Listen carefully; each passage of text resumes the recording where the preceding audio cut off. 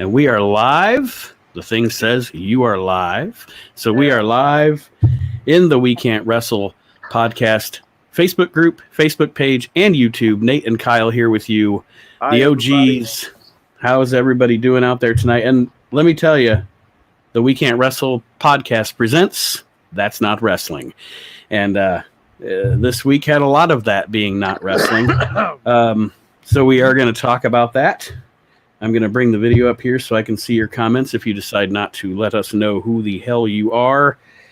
But yes, want to welcome everybody to the show. Kyle says he is full of piss and vinegar tonight, so I'm looking forward to that. I am feeling good because today I started using the Dr. Squatch soap. Oh, yeah. Oh, yeah. That's good stuff. Yeah, it's good for it. You had to wash the stank off of you of this last week's of wrestling. I messaged the guys last night, the hosts, and said, who's going to be on this show with me tonight or tomorrow night, because I'm not watching this god-awful SmackDown. Because we're going to start with that because I don't have a lot to say about it. Most is negative, and I want to get it out of the way. Did you see SmackDown? No. Okay. No. I am so happy for you that you didn't. I have reduced myself now to watch or reading the spoilers because I love myself. My time is valuable, and I don't want to spend it watching this. Whatever this is, Modern SmackDown is. I'd rather watch Thunder from 1999. The modern edition of SmackDown is the worst wrestling show ever made. It's terrible. It's boring. It's stupid.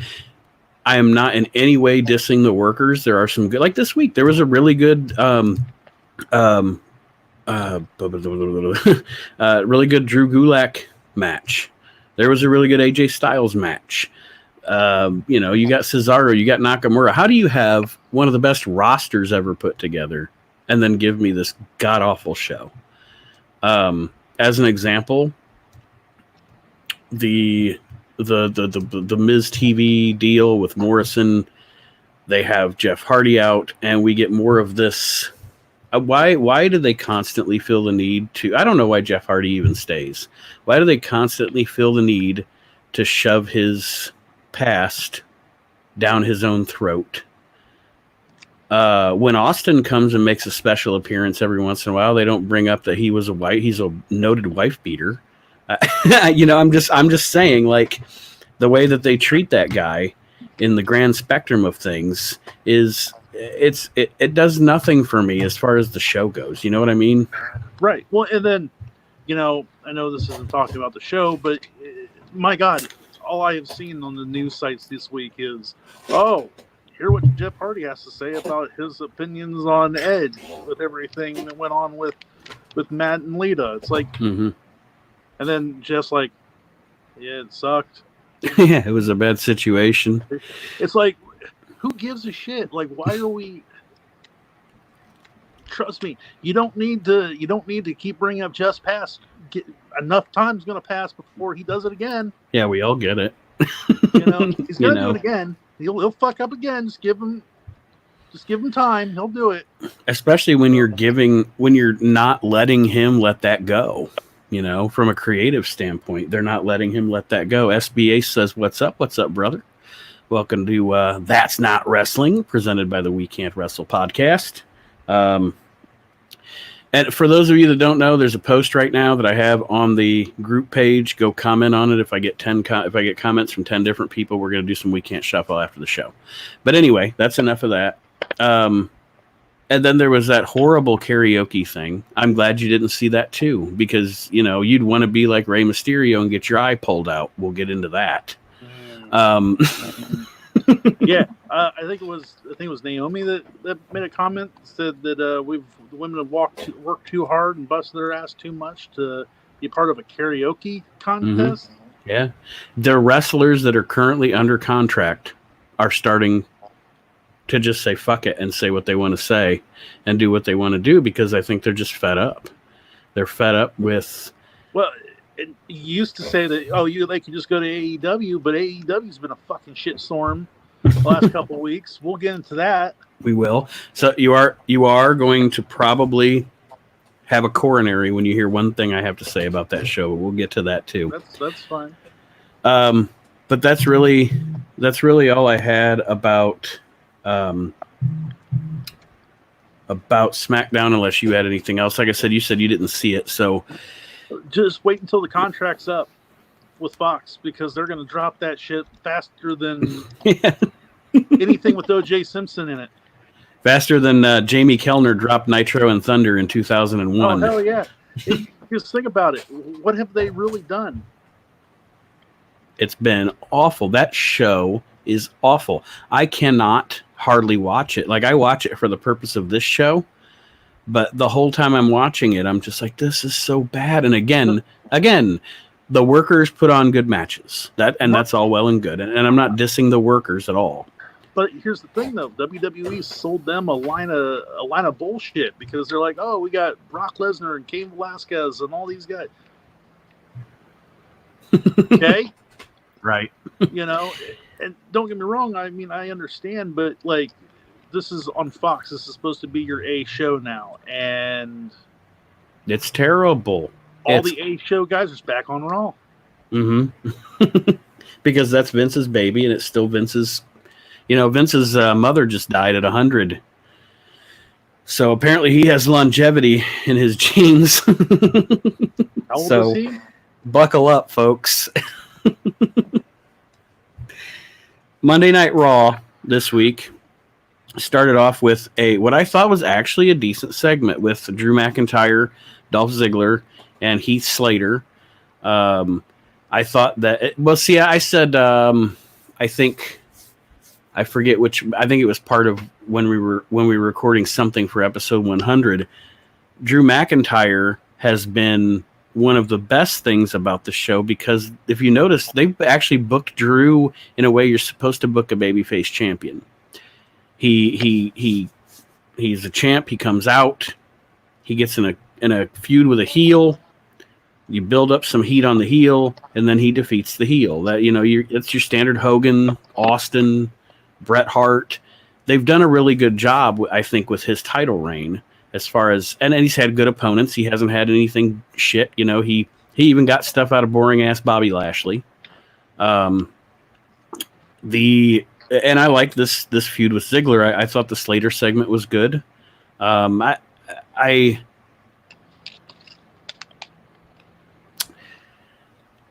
don't know what it says about, much like with the Drake Maverick thing, about all the people that got fired. And then, you know, I don't know if that means Slater's back or what have you, but I thought it was a good segment. Well, see, and it was a good segment. Yeah, that's great. But here's the problem that I have right now with the Drew McIntyre title run. It just feels like people are being lined up for him to knock down. Mm-hmm. And it's like, why am I going to invest time in this? I know it's going to happen. You know, consider the fact that Dolph Ziggler hasn't, won anything big in the last 8 years. Yeah, Dolph Ziggler is right there for me with, and you've heard me say it a million times, he's there with me. He's there with me like Shelton Benjamin, in that he is one of the best talents of the past 20 years, and they have wasted him. You can't start, stop like they do with him and expect him to be, like you said, expect me to believe he's going to beat Drew McIntyre to be WWE champion. It just doesn't work. And what I fear is, as we go through all this, and like I said, I do like Drew as champ, what I fear is they're just waiting for the opportunity to have an arena show again, so they can bring Brock back in to beat Drew back for the title, because Brock always gets his win back. Yep. And Brock ain't coming to. He's only doing one Performance Center show, because he ain't. No, there ain't no. Brock isn't going to be there for any of these shows. That's for sure. But the way things are going, Drew McIntyre might be the longest running WWE champion, just because. Who knows? Who knows when we're going to get crowds back? You know. No, it's unfortunate. Because you know as well as I do that Vince is going to sit there and say, oh, well, the Drew experiment was a failure.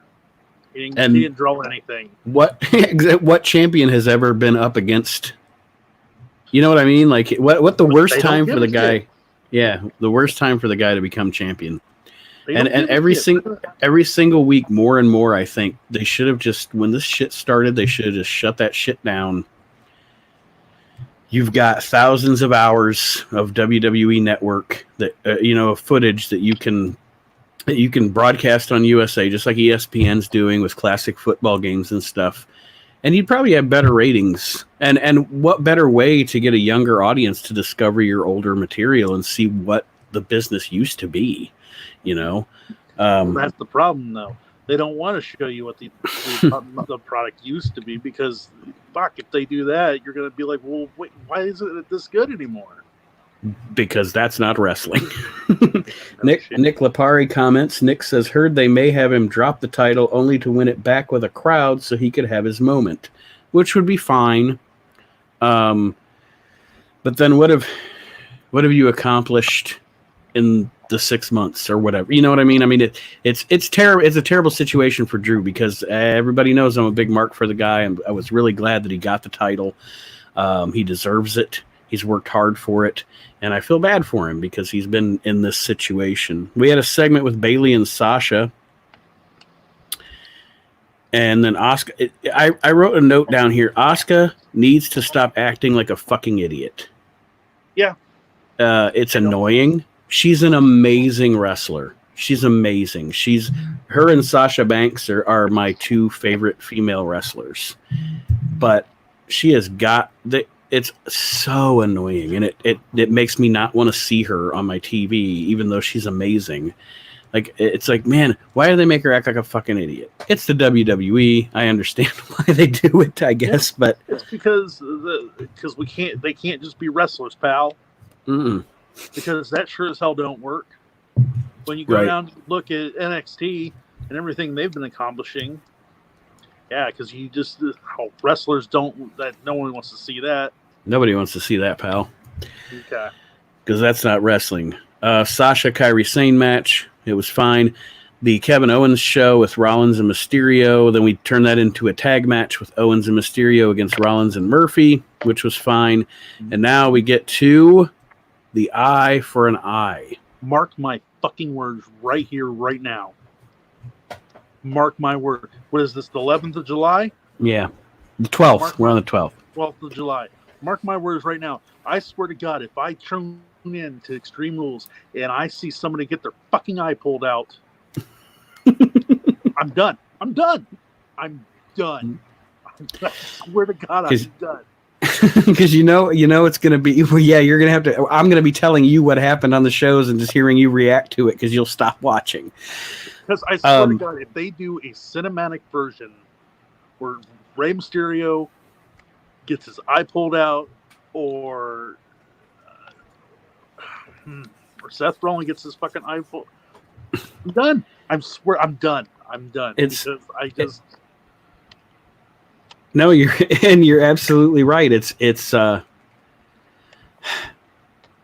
I fear that's what's happening. Like that, I honest to God think that's what's happening, is that it's gonna be post-produced. There's gonna be, they're gonna use visual effects because they can do that. And we're gonna see somebody actually get, I mean, it's not like Vader in 1997, and when his eye actually came out of the socket. It's not, that wasn't part of the story. But I fear that you are right. It's gonna be, you know what they're gonna do? It's gonna be whoever loses, they're gonna put it. It's gonna be a prosthetic eye. They're gonna pull it out. They're gonna put it in a fucking jar like they did with Midian back in the 90s. He's gonna walk around it with this in a jar and be like, "I got his eye." I'm telling you right now, we've just gone down this rabbit hole. I hope I'm wrong. I really, truly do. And shame on me for sitting there saying that the Boneyard match was fun. Like, it was good for what it was. Like, I appreciated it. Okay. Well, and shame on me for saying the same thing about the Bray Wyatt John Cena thing at WrestleMania. So shame on both of us for encouraging this behavior. You know what? I understood with the Money in the Bank. I got it. Okay. You know what? It wasn't that far out of the realm of believability. Like, okay, what are you gonna do now? Now we're getting to the point where a satisfying ending to that for me would be. I mean, I understand you did the stipulation, and that's fine. You've got there. It is what it is. The only satisfying situation for me, or the only satisfying ending, will be. It wouldn't be too fake if they just had Ray do to Seth what Seth did to Ray. You know, right. If you just end it with Ray injuring Seth's eye. Yes. But if you're literally going to do some kind of CGI thing or something where, I don't know, it's just, I fear that's where we're going, though. I fear that's what's happening. Yeah. If I tune into Extreme Rules and it's just Rey Mysterio taking a fucking spike to Seth's eye, cool, great, awesome. Right. Mm-hmm. You know, Abdullah the Butcher did it 1,000,000 times. Yeah, like fine, that's great. But if I see that eye get literally I'm done. I'm done, mate. I swear I'm done. Because I just, at this point, it's a lost cause. We had a 6-man with Randy Orton, Andrade, and Garza against the Big Show, the Big Show, and the Raiders. It's kind of 2020. I love Big Show, but why is he still here? I love Big Show to death. I think he was great, you know, but it's 2020. I don't know. I don't get it. Yeah, it's kind of a bittersweet thing because I always feared for him because does he have what is it, acromegalia or whatever the thing that Andre had? I think he got the surgery to have it corrected.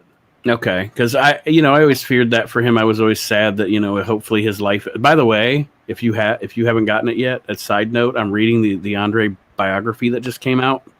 It is the best written biography of a pro wrestler I've ever read. Not autobiography. The best autobiography is the Mick Foley Have a Nice Day book.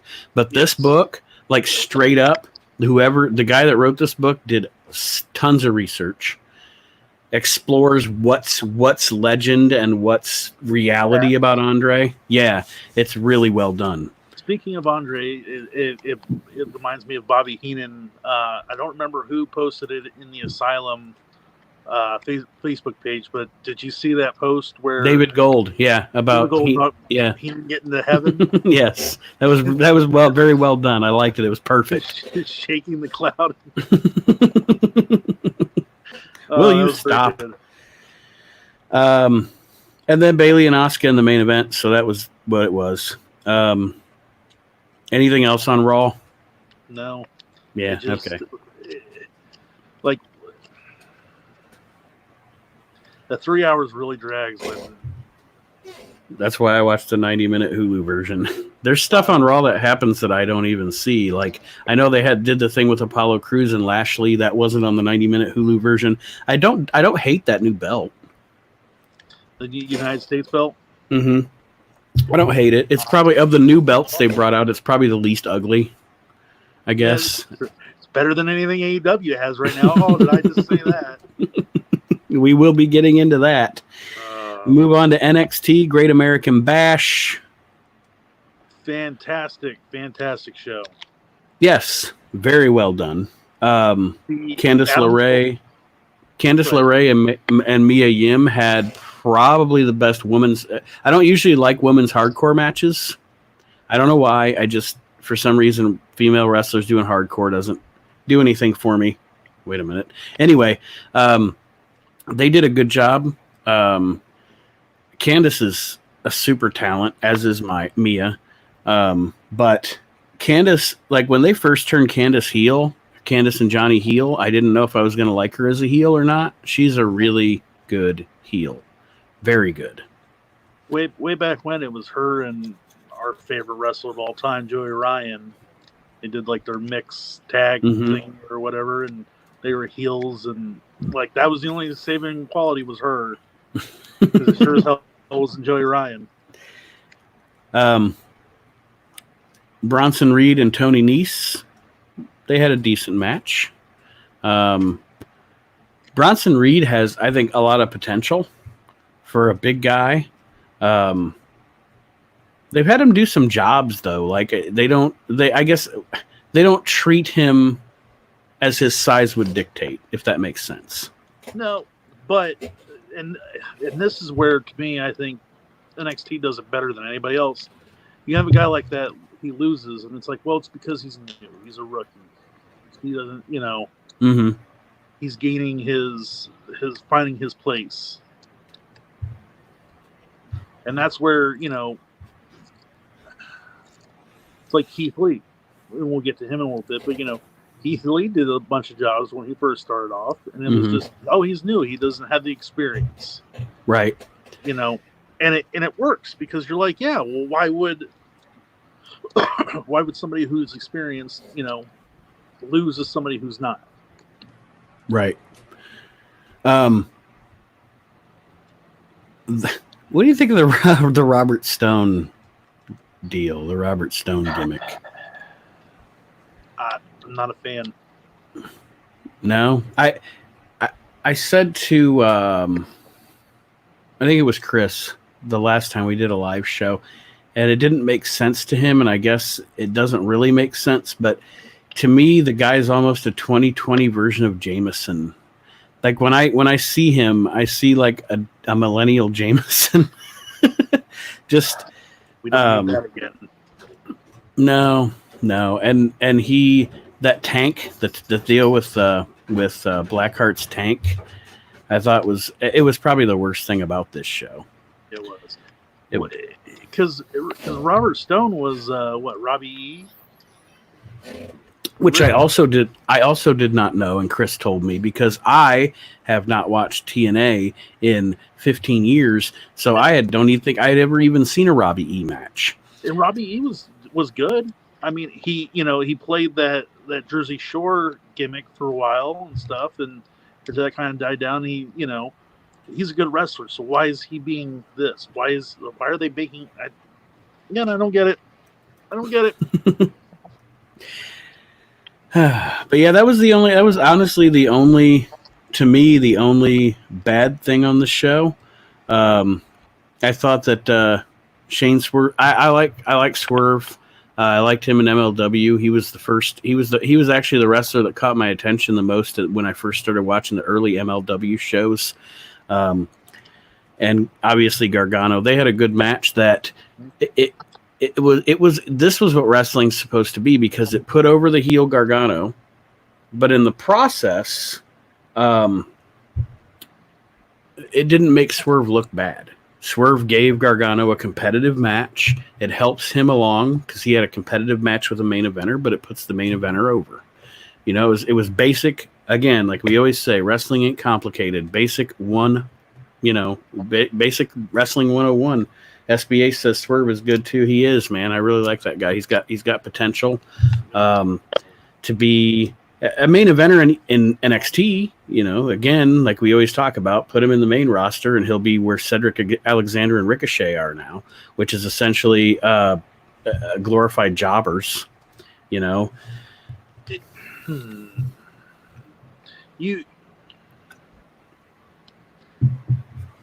just pisses me off. Because you have the best talent from across the world. And this is what you're doing with them? Yeah. It's sad. It's really sad because, like I always say when we bitch about these shows and complain, in no way are we saying anything bad about the workers other than Baron Corbin and Kenny Omega. But they're all great. They're great. This is the best talent, in wrestling. And why 19, like we always talk, like 97, 98 was a great year for pro wrestling. And the reason why is because in 96, 90, or, starting 96, 97, 98, they didn't have Hogan. They didn't have Macho Man. They just lost Diesel and Razor over to Nitro. So they had to be innovative with what they did. Right. Now they can buy any talent that they want, and it's like, well, we got them. It's like, right. Okay, well, but you're not doing any of that. I'd rather see them have 10 wrestlers that instead of all the talent, and actually be able to do something with them, because that's the point. Is the reason why things become timeless is because of the limitations. WWE doesn't have limitations anymore. Right. Yeah, they're in no ways they're back up against the wall. They're the biggest wrestling company in the world. Not the best, but they're the biggest. And SBA says Swerve's from Lucha. He was kill shot. Did I know that? I didn't know that before, but once I got to looking into his career after I discovered him in MLW Ace, I did figure that out and have seen some kill shot stuff. So, speaking of Lucha, we have El Hijo de Fantasma's group. His new name sounds like a porn star. I don't really care for it, but it does, but it works. I mean, it is. And that again, much like we always say, NXT is the best show on TV, wrestling show on TV, sports entertainment show on TV. That little group is working for me. I mean, the only thing about that group, I guess I'd say, is his two cronies would be interchangeable. You could probably put any two other guys in there. They're not really, but the purpose right now is not for them to be at the fronts. You know, maybe those two guys do have great charisma and will wind up being great, fantastic wrestlers. But right now they're in the background, and that's fine. They're serviceable. They do a good job. He oozes heel. But we had the 6-man with those guys against Drake and Fandango and Tyler Breeze, who I'm actually glad they put them back together again. Yeah. And that's the thing about it. Like, I don't know why they broke them up in the first place if you didn't have anything else for them. Mm-hmm. Just let them be. Yeah, for sure. Let them be. Why do you gotta fuck with everything all the time? But that was a good match, like I said. Mercedes Martinez and what's her name? Samantha Garrett? Is it Samantha Garrett? I can't remember her first name, but Mercedes Martinez is, I think she's just being built up as a heel to wrestle the baby faces, because she's a little older, I think. I mean, she's been around a while. I know she was in the Mae Young Classic, but they had a decent match. And now let's talk about that main event. This is what a main event should be. And this is how you put somebody over. Yes. This is what you want to see in a main event coming in. You want to see, and I'm not saying champion versus champion, but the fact is that going in, did you know who was going to win? Could you call it? No. 'Cause I sure as hell couldn't. And so in every single count, every single near fall, you bought into it. You're like, oh shit, this could be it. This could be it. Ace corrected me. It's not Samantha Garrett, it's Santana Garrett, and he knows her. I'm sorry, really? You got your friend's name wrong there, Ace. And apparently, Joaquin Wilde was also in TNA as DJZ. Yeah, like I said, Ace. To be honest, TNA lost me. Shit. Probably during when they tried to have the Monday Night War with WWE. And I never went back, never watched it. I've read spoilers and stuff, but half of the people that were on there, I know the names, but I don't really know who I'm looking at because it just lost my interest, and I didn't have time in my life for it. I came back to TNA or Impact Wrestling when they were bought out and stuff and everything else, when they were mixing the Global Force and all that. And then they lost me because one week it's, Bruce Pritchard's in charge. Then it's, nope, Jim Cornette's in charge. Nope. And it's like, okay, obviously you still haven't got your shit together, guys. So. Yeah. But I'm sorry, back to what we were talking about, the Lee and Cole match. Like you said, he didn't know who was going to win. It was, it was like Warrior and Hogan. WrestleMania 6. You didn't know exactly how that was going to go down. You were like, I don't think Hogan's going to be the Intercontinental Champion, but is Warrior going to beat Hogan? And here's the thing, is again, instead of putting two wrestlers together and saying this is why they're fighting, you had Adam Cole, who is over 400 days as champion. Mm-hmm. Okay, Triple H said it best. It's the guy that makes the title, and boy, by God, did Adam Cole make that NXT Yes. championship. And he's the best wrestler in the world right now. Then you have Keith Lee, who is, I hate to say that it's redundant, but the irresistible force meets the immovable object. Mm-hmm. This is what it is. I mean, because Keith Lee is on a freaking rocket ship. Yeah. Yeah. And he's a superstar. I mean, he is absolutely a superstar. Chris hates on him a little bit when he's on, because he says, I guess his case is if that big guy can do those moves, then why should I be impressed when the little guy does it? And I look at it the opposite way, in that as long as there aren't 20 big guys on the roster doing those moves, you have Keith Lee and Dominik Dijakovic, and that's about it. And so if I have two of them, hopefully one, but we're talking about the modern product, so I'll even give them two. That, to me, that makes those bigger guys special. It's kind of like back in the day when Paul White comes out and then all of a sudden drop kick. You know, it's impressive if you have one guy on the roster that is bigger that can do things that littler guys can do. And to me, that's where Keith Lee's at. Right. Well, to me, I always look at it as like the Vader analogy. Mm-hmm. Where you're like, to me, it's not like, oh, well, you know, it's like, yeah, the little guys can do the hurricanranas and they can do the moonsaults or anything else. But when you see Vader climb up, you're like, holy shit, that big guy's going to do the fucking moonsault? Like, yeah, right. Good God. Like, yeah. But the match is. Or like Brock doing the shooting star press. Mm-hmm.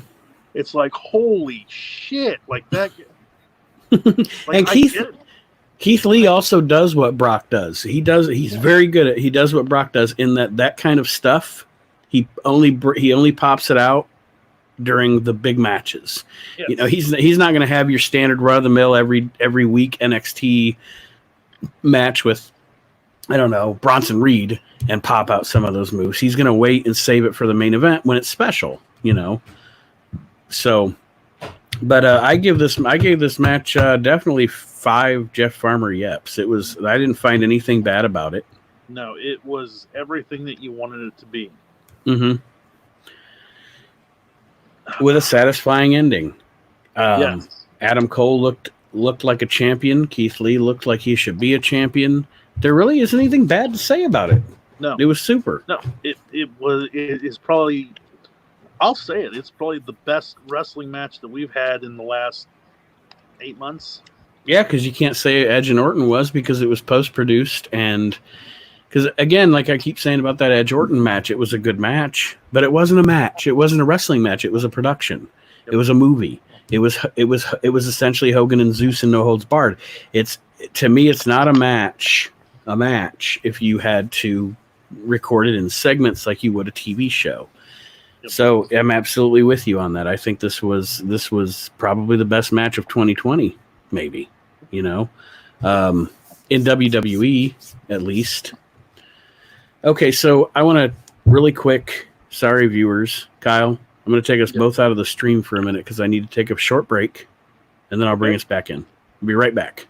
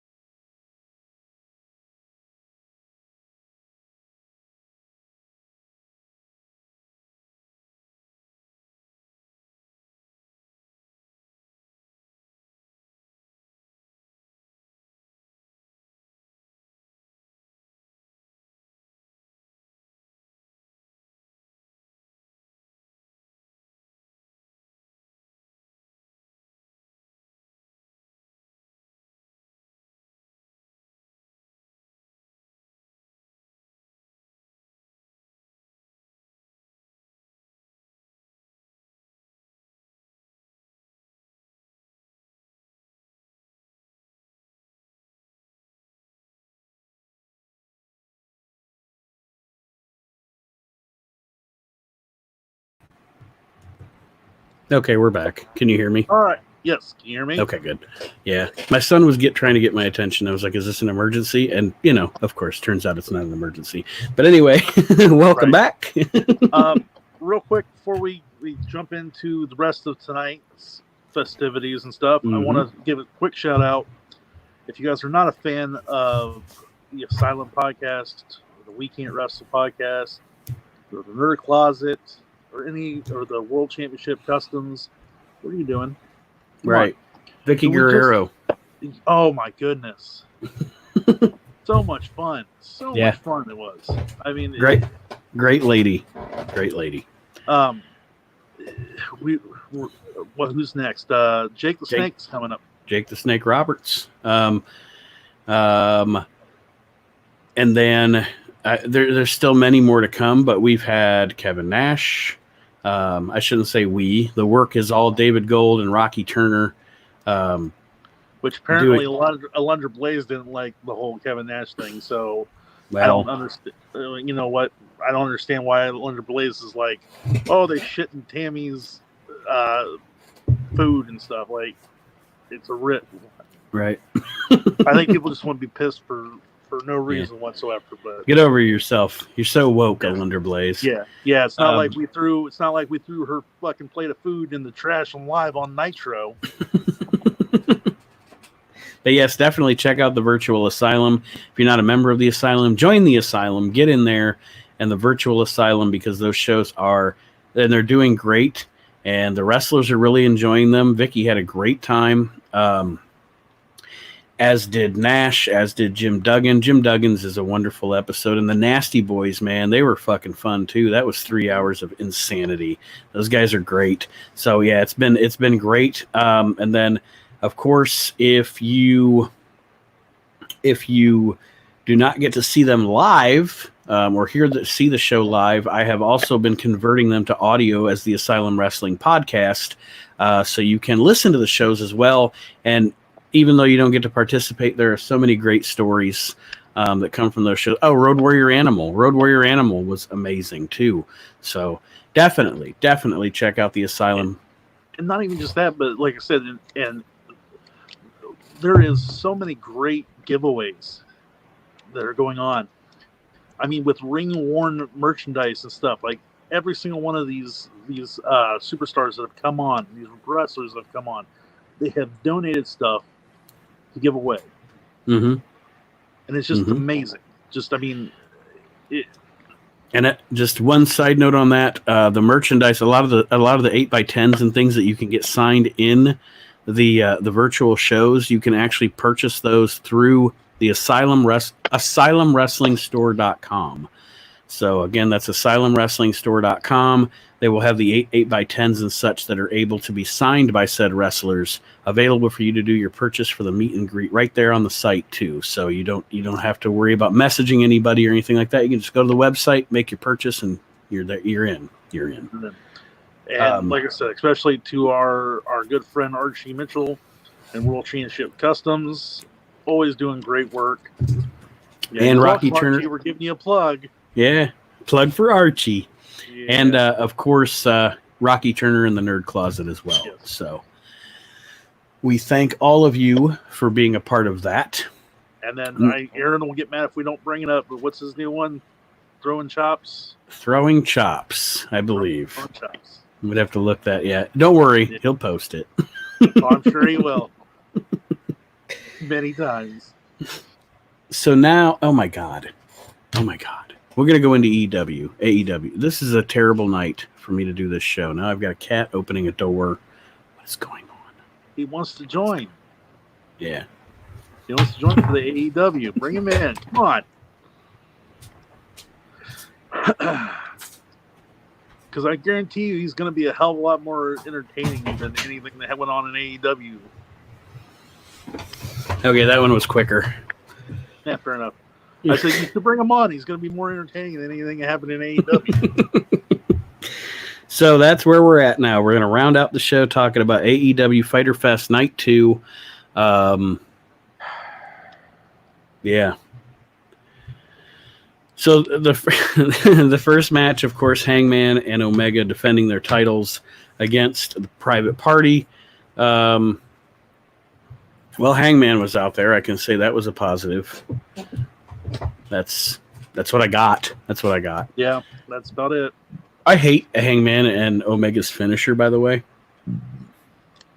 I think it's terrible. It's just two guys just clapping into another guy, and then that's the end of it. And Omega always sells it like a bitch. And I'm sure the internet fans love it because it's so so meta. It's jazzy, man. It's jazzy. It's meta wrestling. And all I want is better wrestling. Heyo! Oh, that's your new catchphrase. I like it. But fuck me, come on. That match is what it is. Was what it was. It was fine. Whatever. I'm gonna say it right now. Kenny Omega is the Vince Russo of the modern era. Yeah. That if he has somebody who directs him and takes all of his bullshit ideas and says, nah, those other 500 ideas are bullshit, but this is a good one, he can be a good wrestler. Look at what happened in New Japan. Right. Well, yeah. Okada led him to some great matches. Oh, yeah. You leave him to his own devices? Oh, buddy. It's Judy Bagwell on a pole. It's just... Yeah, I mean, there's never going to be anything that, like I said again, like you said, you could have an Okada that could lead him to a good match, but there's never going to be anything that's going to make me think of Kenny Omega as a good professional wrestler. He's not a good professional wrestler. He is a mark for himself, and he's goofy, and he's stupid, and he's just stupid. And that's all there is to it. Lance Archer and Joey Janela. I like Lance Archer. I have for quite some time. I liked him back when he was in WWE, years ago. He's a good monster. I'm not a fan of Janela. Never have been. He looks like they just let a guy come in and be a part of the show. However, I do want to say that brings me to a line of... There was somebody on Twitter. I had to give some good props to Cody today. There was somebody on Twitter that was making derogatory comments about Sonny Kiss and Sonny Kiss's sexuality, which you can dislike Sonny Kiss as a wrestler all you want, but there's no reason to make... Yeah, there's no reason to make slurs about someone's sexuality, and that's what this person was doing. And Cody, because apparently Cody, anyway, Cody came to Sonny's defense, tweeted out that guy could kiss his ass, and blah blah blah. So hey, big ups to Cody. Not hating on Cody anyway. I never hate on Cody, but I thought that was cool of him to do that because. That's bullshit. I mean, I can find 15 reasons to dislike a wrestler before I would get to their sexuality, their race, you can dislike a wrestler as a wrestler, but don't attack them as a person. That's not, I wouldn't even do that to Omega. I don't like Kenny Omega as a wrestler, but I'm never going to say, I'm never going to say anything personal about Kenny Omega. My job is to criticize his work, but not him as a person. I mean, there are dirtbag people. And we bring that up sometimes, but if somebody's, obviously a dirtbag, we're going to bring it up. But someone's sexuality has nothing to do with anything. So, pipe it down there. Yeah. Trumper. And here's, like, we're talking about Joey Janela and stuff. You know what he reminds me of? He reminds me of, like, he's the rich kid that, like, his dad bought everything. So, like, you have to include him. Yeah. Like that's what it is. It's like he's the it's like, well, Joey's dad bought the ring for us and bought the house, so we gotta have him, Yeah, is Joey Janela secretly related to the Khans? Is that what's going on here? Like, is that that's what it reminds me of, is that he's just like, it's like, fuck, we hate him, but we gotta include him because. So what do we think about Taz giving Brian Cage the FTW championship?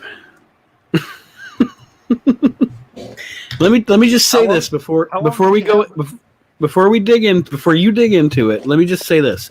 One thing I will say is, because I was always a fan of him as a promo back in the day, Taz's promos during this whole thing have been very effective. They picked a perfect mouthpiece for Brian Cage. He has done a great job cutting promos about Moxley and about this program. He's done a great job on the mic. That's where I will say my positivity ends about this. Okay. How long do we got? 15 minutes? Mm-hmm. Okay, well, all right. So, so you're going to sit here and tell me that the TNT Championship couldn't be finished because of COVID, but yet this title got finished? Okay, right. Second, Archie says, "Hey Nate and LL Kyle J." that's right. We Okay. gave you some props earlier, Archie, but Yes, you we did. missed I expect a tip. it. Go ahead. Kyle is bitching about the FTW deal. Oh, fuck. Okay. Second off, all right. So you're going to sit here and tell me that again now. So what is AEW who said they're we're different. Titles mean something. Wins, losses mean something. You're on your way to add more titles than WWE had at this rate. Good God. Like, not to mention the fact that the FTW Championship, it's like, all right, so great. It's 2020 and now you have a fuck the world championship. Okay? Oh, and by the way, here's the thing. For all you fucking people who sit there and it's like, oh, it's so great that he has it. You know what? Fucking they did the same thing to Triple H back in fucking 05 and y'all bitched about it because you're like, oh, championship should be won and not handed over. Well, where the fuck are you now? Yes. Absolutely. It's Ugly as fuck. It serves no purpose. Yeah. And like, there you go. Archie just said that belt is hideous and holds no weight. Rocky Turner, what's up, my brother? Welcome to That's Not Wrestling. You had your main title doesn't even have prestige yet. Mm-hmm. The TNT Championship doesn't even have prestige yet. Now, and you're bringing. You don't even have a women's title. and you're bringing in a gimmick title that what the fuck wasn't even a real title when it existed 25 years ago. No, and you know what this tells me when I see Brian Cage with that title? This means that Brian Cage ain't fucking good enough to have a belt of his own, so we got to give him one.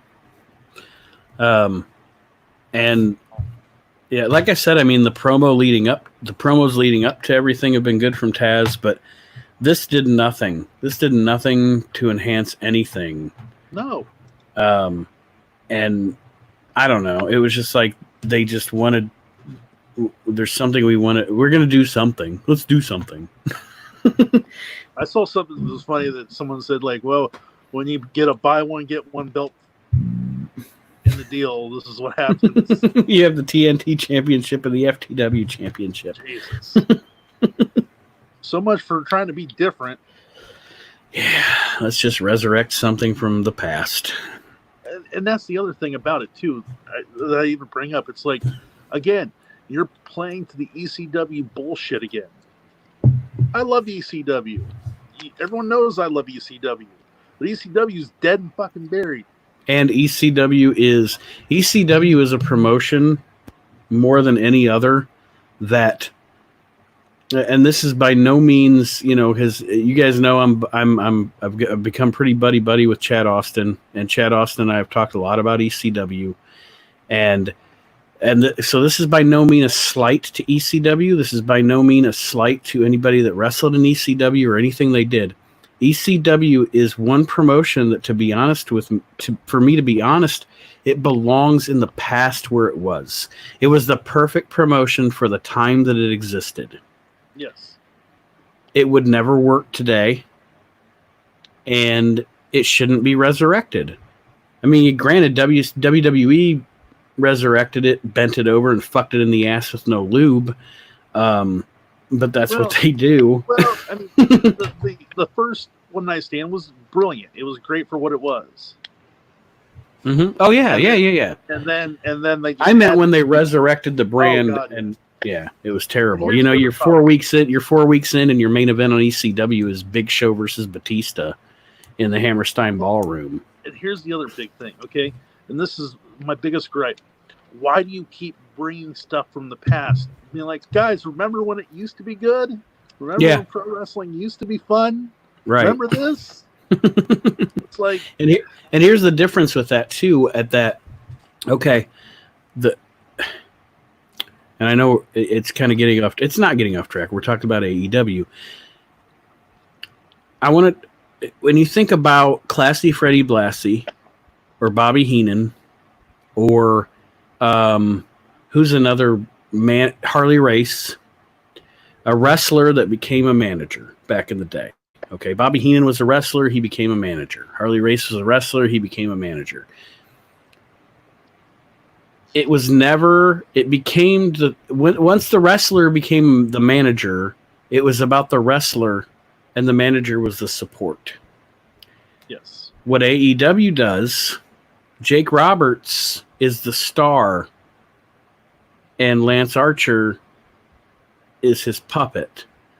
Tully Blanchard is the star and Sean Spears is not. Do you see what I'm saying? Like, you're making the manager the star, and that's not the point of the manager.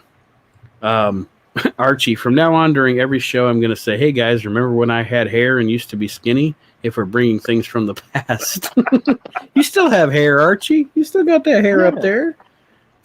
I don't remember when I was skinny. So we had the 8-man tag, the Butcher and the Blade and the Lucha Brothers against FTR and the Bucks.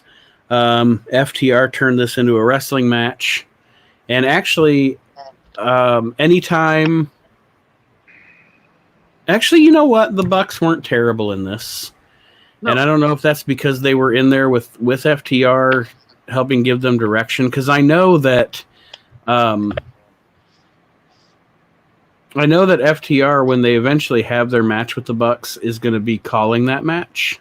Yep. Because there's no way those two guys are going to let the Bucks call their match. Because I still don't think they have a contract, so they'll be like, "Well, fuck you. We're not going to do your fucking shit." But this 8-man was fine. It was fine for what it was. And like I've said a few times, I don't know if you've been on any of the shows where I've actually put them over. I'm actually becoming a fan of Butcher and Blade. I dig those guys. I didn't at first. I didn't know what to think at first, but I'm actually becoming a bit of a fan of those guys. So, yeah, Butcher and the Blade is one of those gimmicks that. How's the best way to put this? They have that reminiscence of like Demolition and the Road Warriors, without trying to be them or imitate them. Right. Without being, oh shit. The Ascension. That's exactly what I was like. What is there for Victor? And yeah, without being the Ascension and being like like an indie ripoff of those teams. They definitely have that style, and they have a really, really cool look. Yep. And I like them. Fucking name.